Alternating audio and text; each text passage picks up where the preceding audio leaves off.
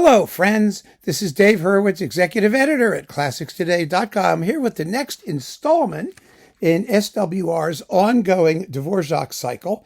This is billed as Volume 2 of the Complete Symphonies for reasons that elude me. It consists of Symphony number 5 with In Nature's Realm and the Scherzo capriccioso performed by the Deutsche Radio Philharmonie Saarbrücken Kaiserslautern, a.k.a. the Deutsche Radio Philharmonie. They even shorten it on the front here because, life is too short. Conducted by Karel Mark Chichon, quite well, I might add. Now, Dvořák's Fifth is the first of his incomparably great symphonies, the ones that people generally regard as mature, and it's the least well-known. And it blows my mind. Why? Because it is a glorious piece of music which only grows in stature every time you hear it. Believe me, it is so sophisticated in the way it's put together, but it's truly the art that conceals art.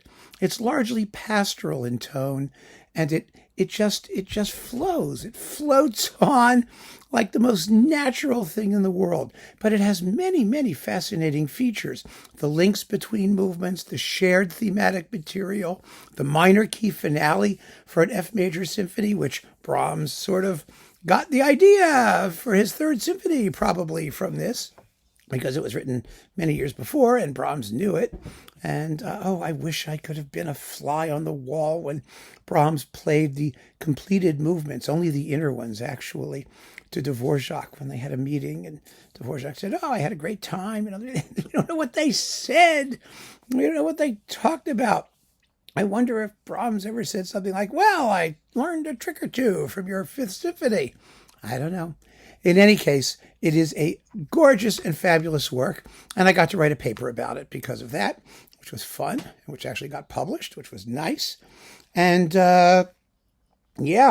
this is a really good performance. There's only one thing, vaguely tiny little quibble wrong with it that I have, which is that the triangle part in the scherzo, for some reason, is almost inaudible.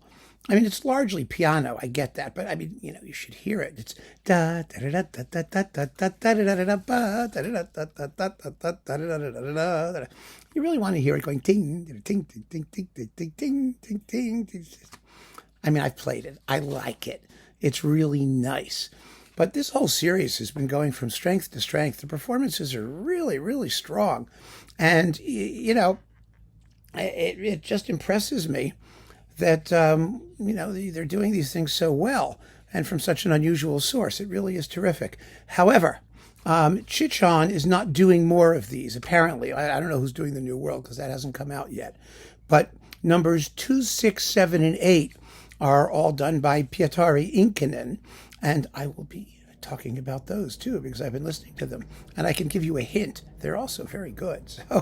So we're not going to have any disappointments. I mean, I really dazzled at just how consistent this has been. Anyway, the other two works are really, really well done.